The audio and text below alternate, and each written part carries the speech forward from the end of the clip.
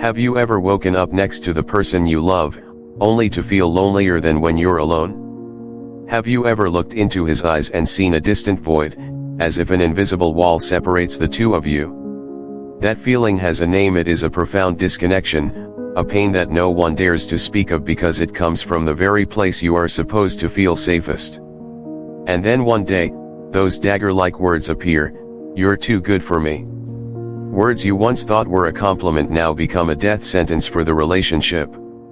Because behind that sentence lies a cruel message: your sacrifice, your unconditional kindness, is no longer powerful enough to keep him. It has become something taken for granted, losing its value, like the air we breathe without ever noticing. The stories of Sarah and Jessica are not just two isolated tales. They are a mirror reflecting the silent pain of millions of women.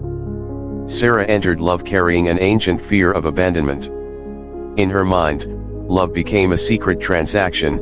The more she gave, the more security she bought.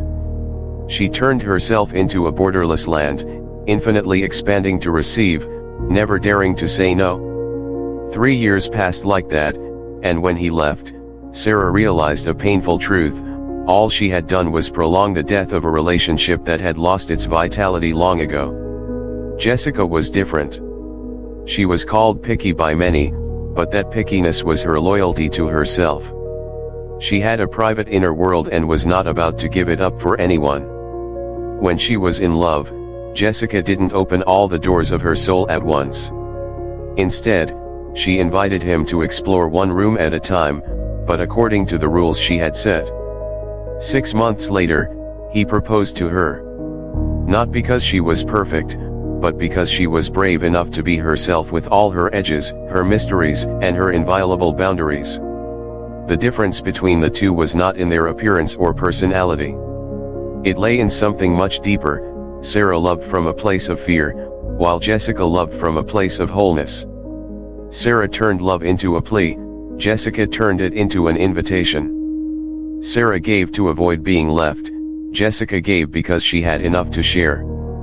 Have we been taught about love incorrectly from the beginning? Is the path to a man's heart not self-sacrifice, but self-respect? Is it true that to be loved, we must first learn to love ourselves? Many women are too tired of giving without receiving, too lonely even when in love, too afraid of being themselves. It is time for us to stop and ask, who is that woman inside? And why am I so afraid of her?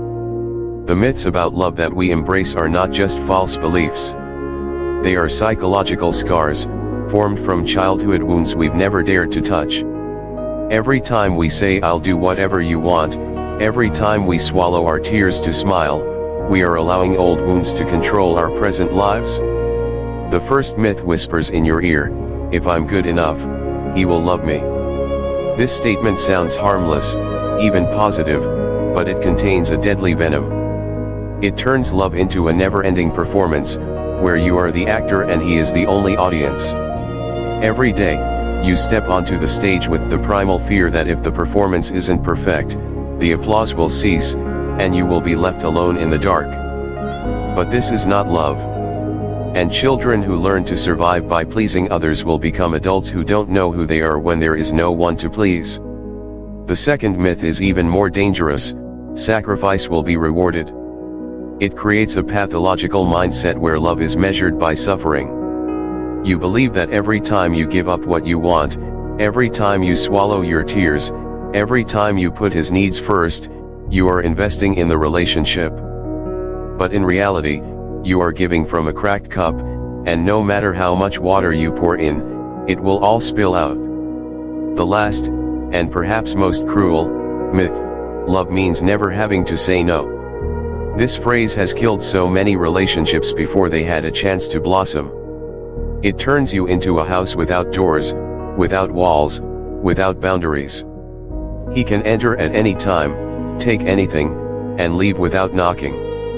And when there is nothing left to discover, when everything is too easy, he will seek another place, one that is complex enough to be worthy of his effort.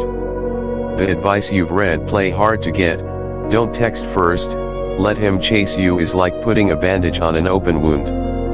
They may cover up the symptoms, but they will never cure the disease. We will go deep into the root of the problem, into the dark corners you've tried to avoid for so long. We will understand why the male brain works the way it does, why dopamine plays a decisive role in love, and most importantly why the child within you is so terrified of facing the possibility of rejection. Over 200,000 years of evolution, men have been programmed to hunt for survival. They have developed a brain that is optimized for pursuing, conquering, and achieving difficult goals. Today, even though we no longer need to hunt mammoths or protect caves, this brain mechanism still operates perfectly in the selection of a romantic partner. When a man meets a woman who is too easy to get, his primitive brain receives a powerful signal: this target is not valuable. It's not because he is malicious or careless, but because his brain has been programmed to assess value based on the difficulty of the chase. In the natural world, easy prey often means it is weak, sick, or not the best choice for reproduction and raising offspring. This is an unconscious reaction, so deep and powerful that even if he consciously wants to love you more, his brain sends the opposite signal. This explains why many women feel confused when the more they try to please a man, the more distant he becomes. They are unknowingly activating an ancient evolutionary mechanism without even knowing it exists. And because this is an unconscious process, neither person understands why things are happening this way. To understand this mechanism more deeply, we need to explore the role of dopamine, often called the desire chemical. Imagine the brain as a sophisticated chemist, where emotional molecules are produced based on signals from the environment. Dopamine does not work the way most of us think. Research has shown that dopamine does not peak when we receive a reward, but when we are almost certain we will get it, but there is still a bit of uncertainty. This is precisely why gambling, online games, or even checking your phone for a new message are so addictive. The brain is most stimulated by the possibility of a reward, not by the reward itself. When you are always available, always meeting his every need without any surprises, the dopamine in his brain drops to a minimum. He no longer feels interested, no longer feels a sense of craving for you. Conversely, when you have unpredictable moments, sometimes warm, sometimes busy, sometimes needing your own space, his brain will release dopamine at high levels. He will think about you more, crave you more, and feel more alive when he is with you. But there is another layer of complexity that we need to explore, the phenomenon Carl Jung called the anima. Jung, one of the greatest psychologists of the 20th century, discovered that in every man's subconscious, there exists an image of the ideal woman. This image is often formed from his mother, his first love, or the cultural ideals he was exposed to as a child. It is not a conscious image, but a deep archetype in his soul. When a man falls in love, he often projects this anima image onto the real woman. He doesn't love you for who you truly are, but for the idealized version he has created in his mind. And this is the deadly trap that many women fall into without knowing it. When you try to be the perfect woman you think he wants, you are playing a game you cannot win. Because first, you will lose your authentic self. You become an actor playing a role, and after a while, both you and he will grow tired of this charade. Second, a perfect image lacks depth. It's like a two-dimensional painting, beautiful from a distance, but when you get closer, you see that it's flat and lacks the complexity of a real person. Third, when reality doesn't match the fantasy, and this will inevitably happen, he will feel disappointed. Not because you are flawed, but because his brain was programmed to expect something else. This leads us to a classic economic principle that applies perfectly to love, the law of supply and demand. When something is in abundant supply, its value decreases. When something is scarce, its value increases. Think about this: why are diamonds more expensive than water, even though water is essential for life and diamonds are just for adornment? Because water, at least in most places, is easily available, while diamonds are scarce. In love, when you are always available, always present, always meeting every need without asking for anything, you have inadvertently become the water in the relationship. No matter how important you are, he will take you for granted. This is not a moral flaw of his, this is how human psychology works. We all tend to undervalue what is too easy to get and cherish what requires effort to obtain. But when you have your own life, have moments when you are busy, have boundaries and standards, you become the diamond. He has to invest his time, attention, and effort to get time with you, and this increases your value in his mind.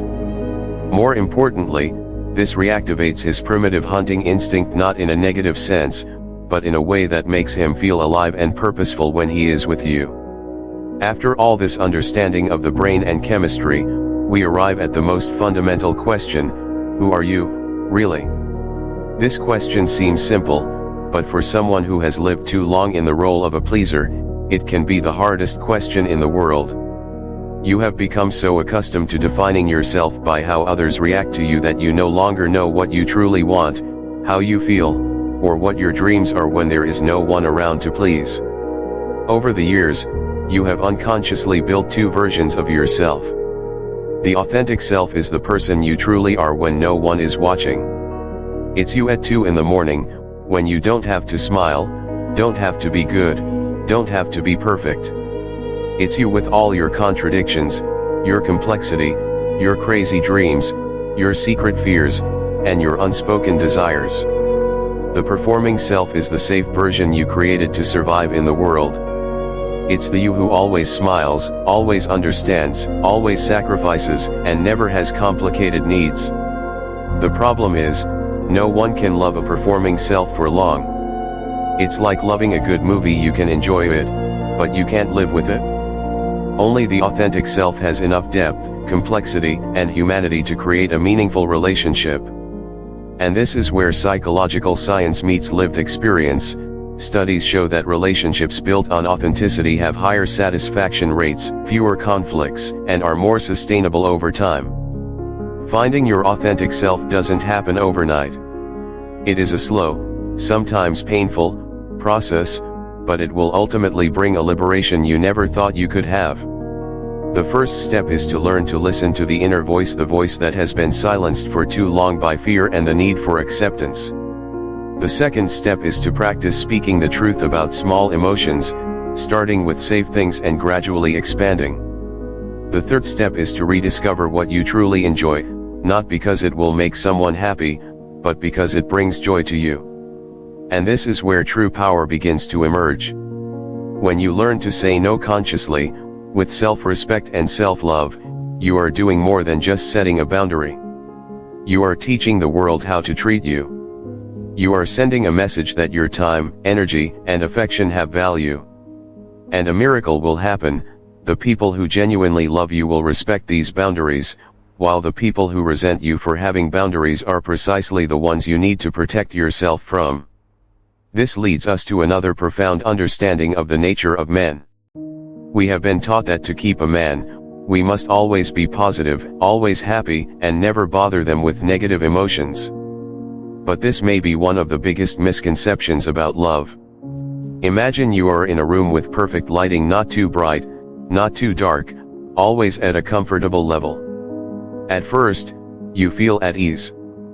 But after a while, you start to feel suffocated.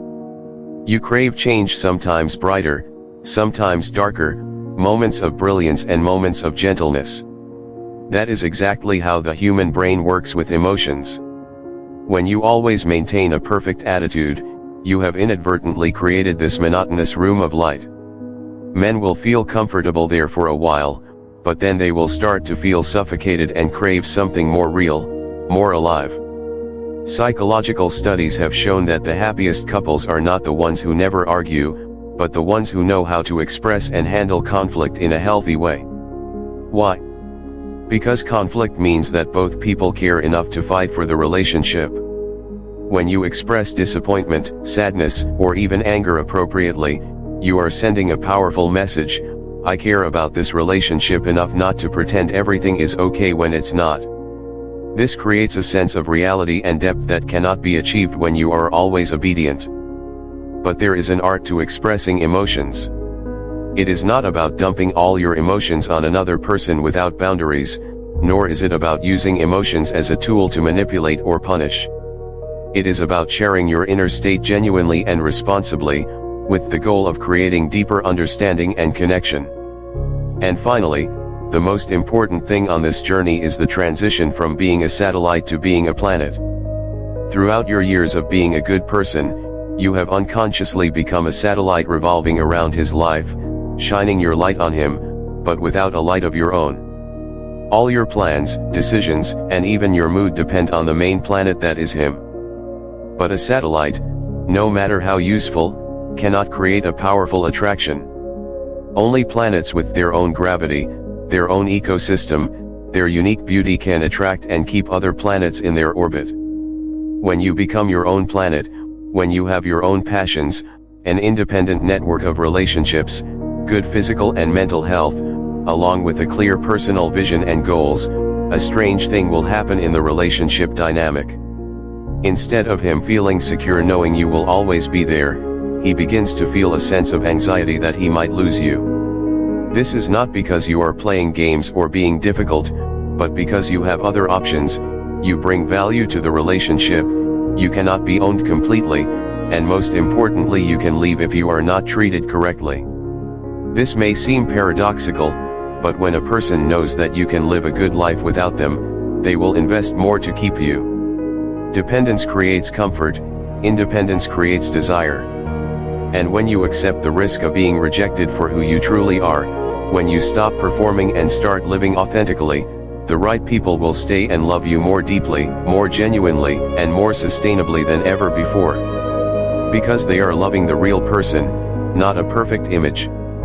This is when love goes from a survival game to a dance between two whole people. And in this kind of love, you will finally find the genuine fulfillment your soul has been craving for so many years. Once you start having a full and more confident life, it's time to learn how to show up in relationships with intention. Living by a set of principles will naturally attract high-quality men and make them want to invest in a relationship with you. The first principle seems simple but is extremely difficult to execute: be available, but not needy.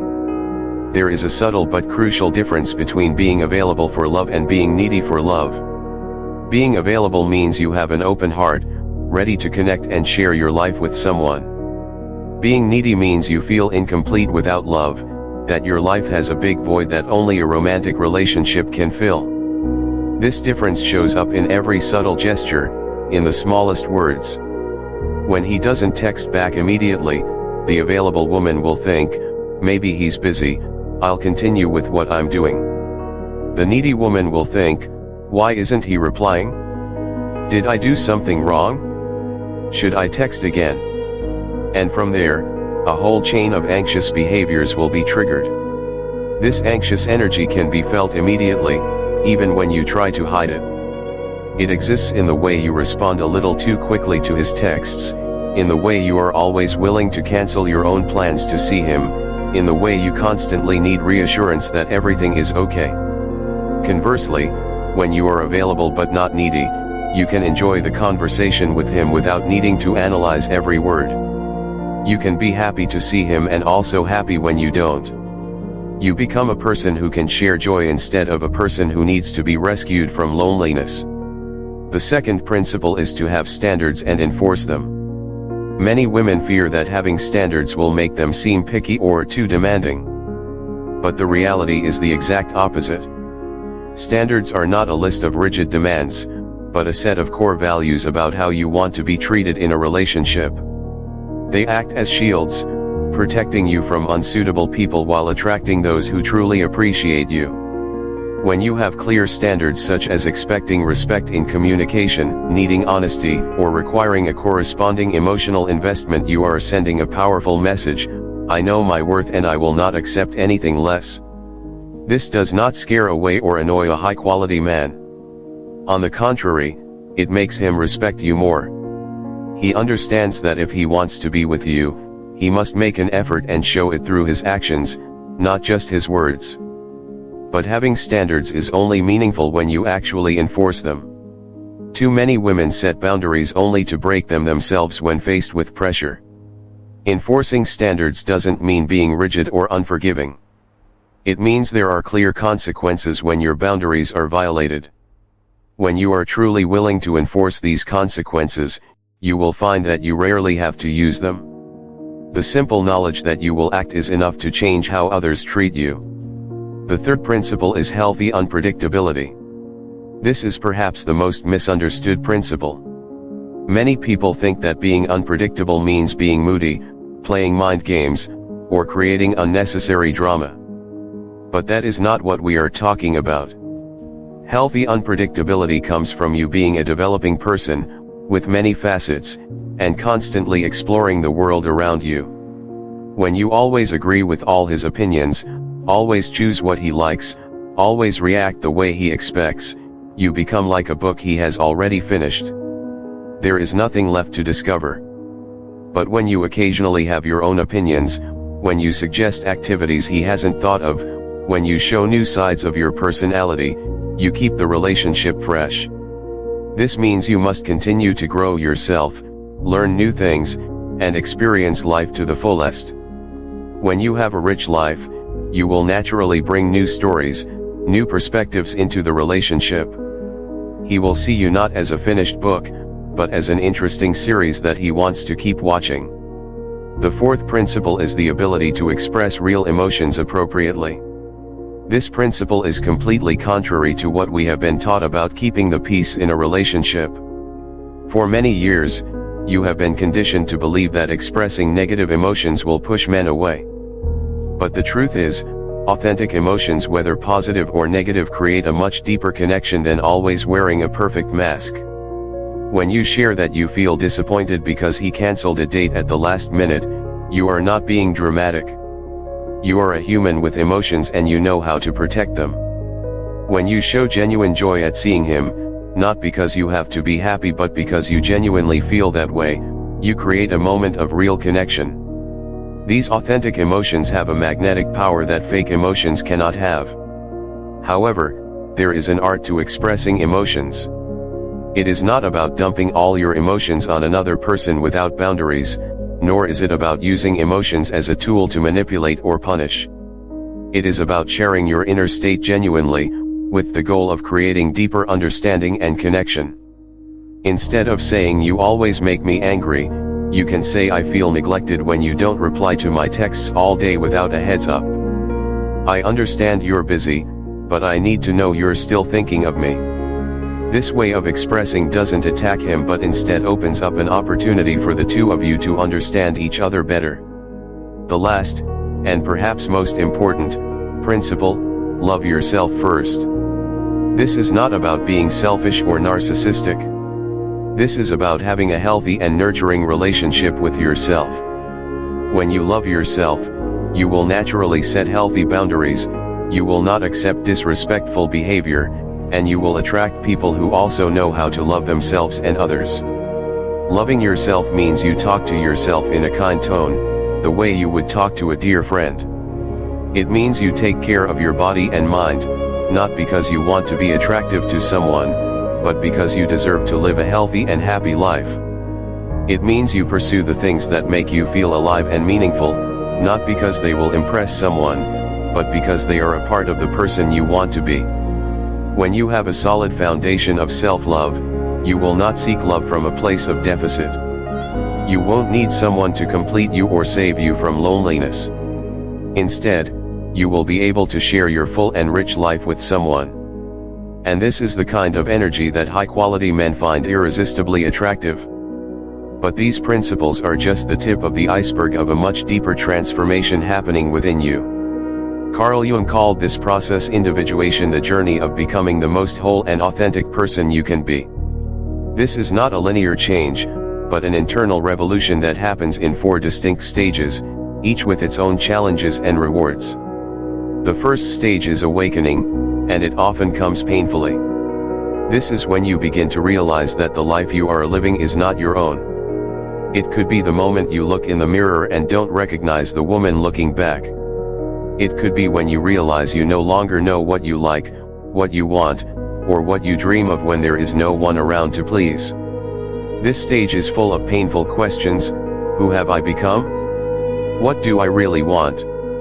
Why do I feel empty even when I have a partner? Awakening is not a pleasant experience. It's like turning on the light in a dark room that you have grown accustomed to. The light will initially blind you, it will be painful, and you might want to turn it off to return to the comfort of the darkness. But once you have seen the truth, you cannot unsee it. This awakening stage can last for weeks to months, and it requires a lot of courage to keep looking at the truth instead of turning away. The second stage is resistance, and this is where many people get stuck. After you have awakened, a part of you will try to pull you back to the old ways.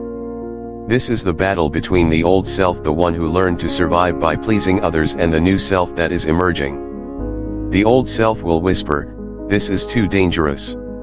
If you change, you will lose everything. No one will love the real you." The resistance stage manifests through self-sabotaging behaviors. You might start to set boundaries, but then crumble when faced with the first bit of pressure. You might say no to a request, but then feel so guilty that you apologize and agree to do twice as much. You might express your true emotions, but then panic and try to fix it by becoming overly accommodating. The important thing in this stage is to understand that resistance is normal and necessary. Your brain is trying to protect you by keeping you in your comfort zone. But that comfort zone, however familiar, is the place that has made you unhappy. The resistance stage can last from a few months to a year, and it requires patience and compassion for yourself. The third stage is practice, and this is where the real work begins.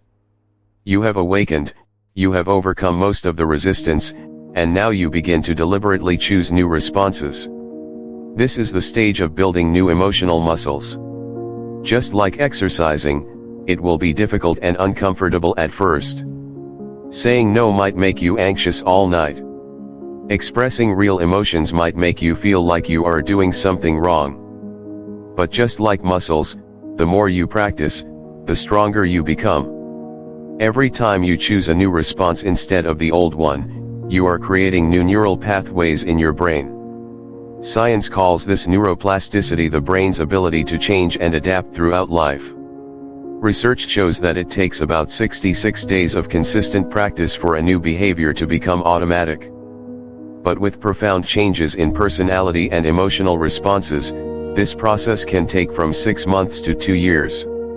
In the practice stage, you will experience moments of breakthroughs interspersed with setbacks. The important thing is not to view these setbacks as failures, but as information. They tell you which areas still need more attention and care. The fourth stage is integration, and this is where the real magic happens. The new responses no longer feel difficult or unnatural. Saying no becomes a natural part of how you communicate. Expressing emotions becomes the way you connect with others. Having boundaries becomes the way you take care of yourself. You no longer have to remember to act in the new way, it has become a part of who you are.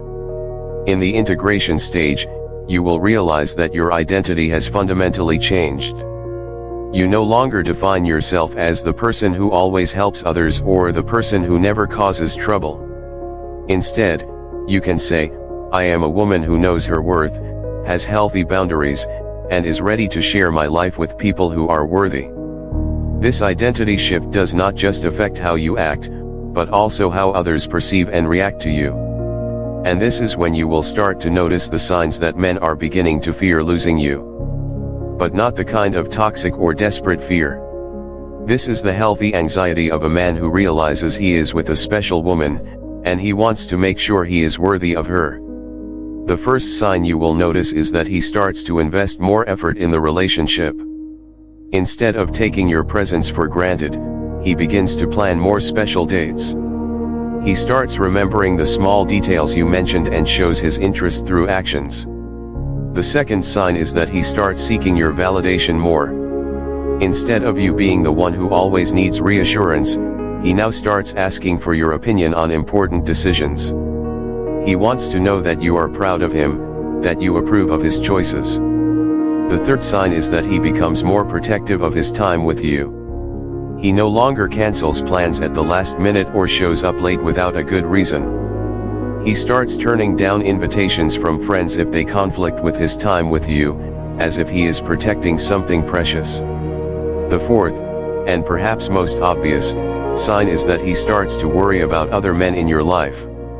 Not in a possessive or controlling way, but in the way of a man who realizes that he is not your only option. He might ask about a male colleague you mentioned, or show interest when you go out with a group of friends that includes both men and women.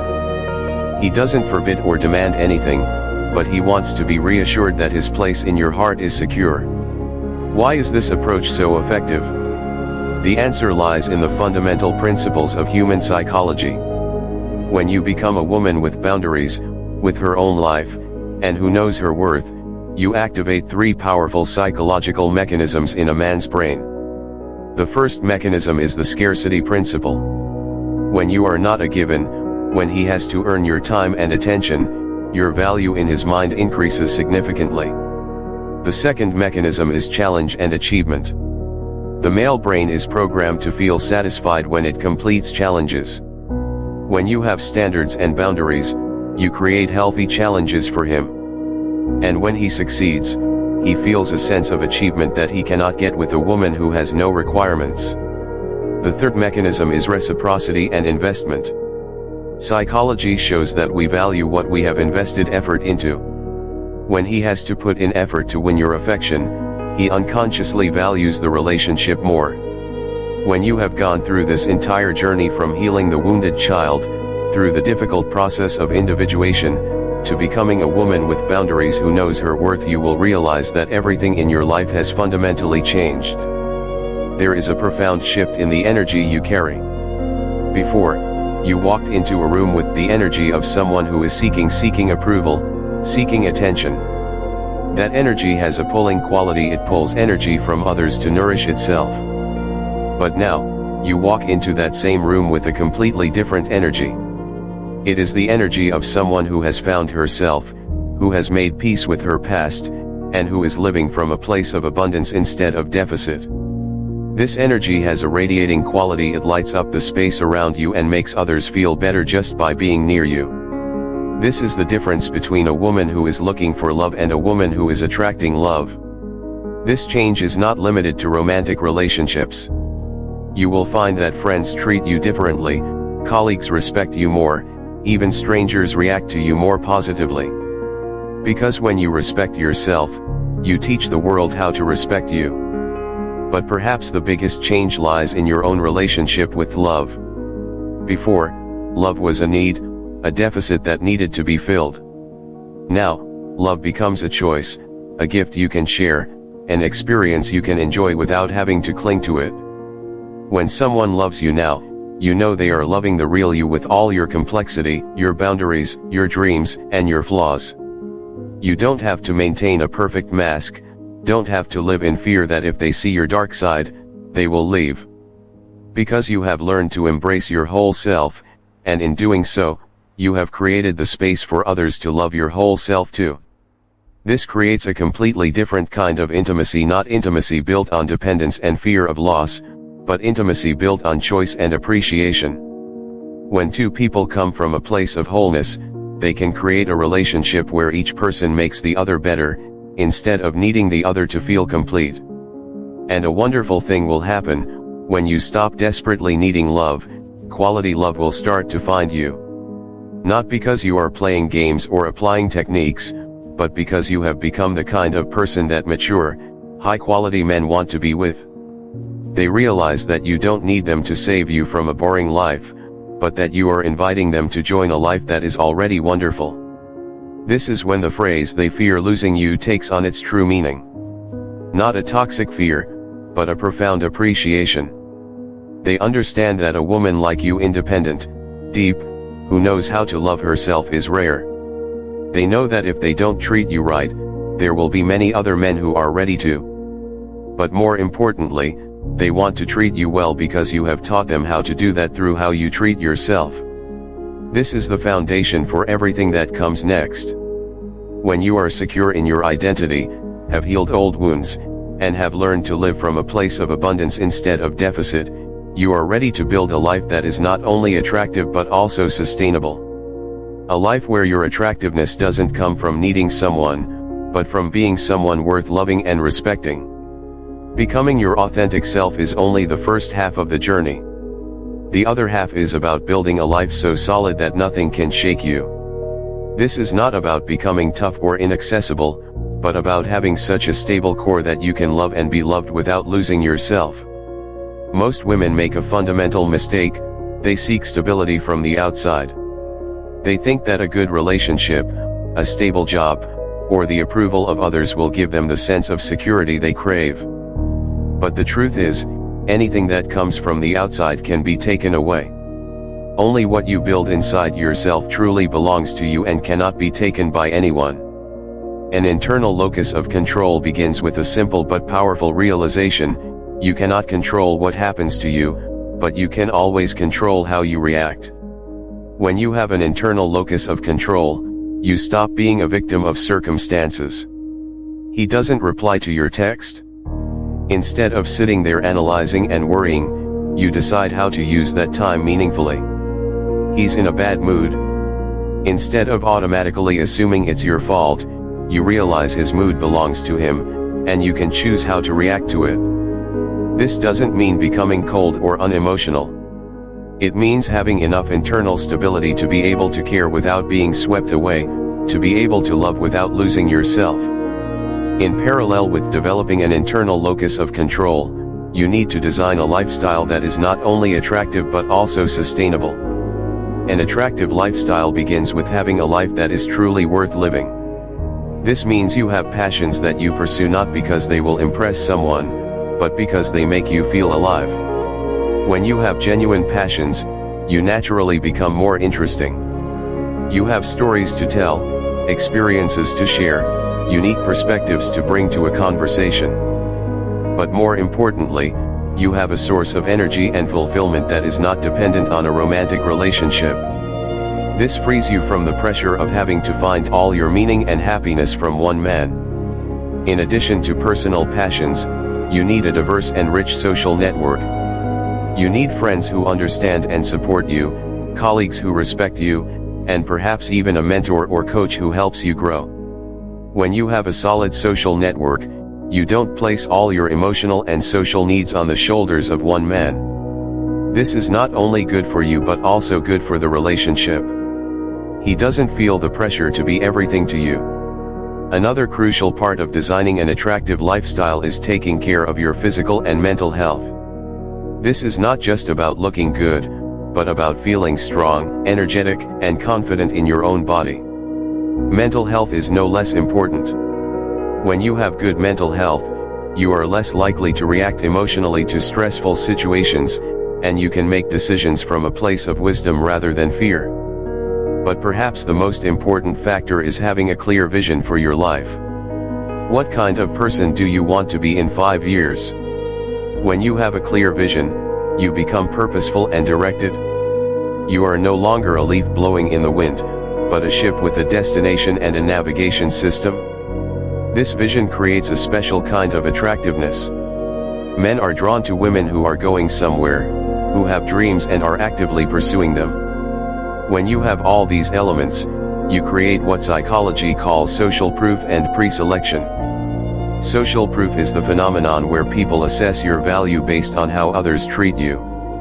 When you have a rich life with many quality relationships, this signals that you are a person worth knowing. Pre-selection is the concept that a person becomes more desirable when they have already been desired by others. When a man sees that you have many good friends, have interesting opportunities, have people who respect and admire you, he automatically assumes that you must be a special person. This is not about making him jealous or insecure, but about demonstrating your value through action, not words. All these external signs of success are only meaningful when they are built on a truly solid foundation. That foundation is self-respect, self-love, and an unshakable sense of worth. When you have this foundation, you don't need external validation to feel valuable. You know your worth is independent of whether there is someone in your life or not. This creates a completely different energy. Instead of trying to convince someone that you are worthy of love, you are simply a person who is clearly worthy. Instead of needing validation, you are bringing value. This energy is felt instantly and powerfully. People, especially high-quality men, are drawn to it like moths to a flame. They want to be near you not because they pity you or want to save you, but because being with you makes them feel better about themselves and about life. When you reach this level, the relationship dynamic changes completely. Instead of you chasing and them running, they start chasing and you choose. Instead of you worrying about whether they like you, they worry about whether they are good enough for you. Instead of you trying to prove your worth, they try to prove theirs. When you have a solid foundation, you don't have to worry about keeping a man. You don't keep him, you inspire him to want to stay. This difference is profound and it changes the entire dynamic of the relationship. Most women don't understand men, they genuinely want to become the best version of themselves for a woman they respect. They want to be the hero, to be the provider, to be the protector, but only when they feel that their effort is appreciated and worthy. When you have a solid foundation, you naturally inspire this in men without having to ask. They sense it in your presence, in your behavior, in how you react to them. And their reaction is not one of submission or fear, but of respect and a desire to better themselves. This is why a woman with a solid foundation never has to worry about keeping a man. She doesn't keep him, she inspires him to want to stay. And the wonderful thing about this level is that it doesn't make you mean or arrogant. On the contrary, when you are truly secure in your worth, you can be genuinely kind and generous. You don't need to put others down to lift yourself up. You don't need to play games or manipulate. You are simply authentic, confident, and full of life, and that is the most attractive combination there is. This is what makes a man truly fear losing you, not because of a toxic fear, but because of a profound realization that he has found a real diamond in a world full of fakes. He knows that women like you who have a solid foundation, live authentically, and know their worth are very rare. And when he finds one, he will do everything he can to be worthy of her. This transformation not only changes your life but also radiates outward, touching the lives of everyone around you, creating ripples of positive change far beyond what you could have imagined. And now, when you have gone through this entire journey from recognizing the wounded child within, understanding the science of attraction, finding your authentic self, to building an unshakable foundation, you are no longer the same woman. You have transitioned from someone who always asked, "How can I make him love me?" to someone who asks herself, "Is he worthy of my love?" From someone who lived in fear of abandonment to someone who knows she will be okay no matter what happens. From someone who needed to be rescued to someone who can rescue herself. This is not the end of the journey, but the beginning of a life where you no longer have to ask permission from anyone to be yourself.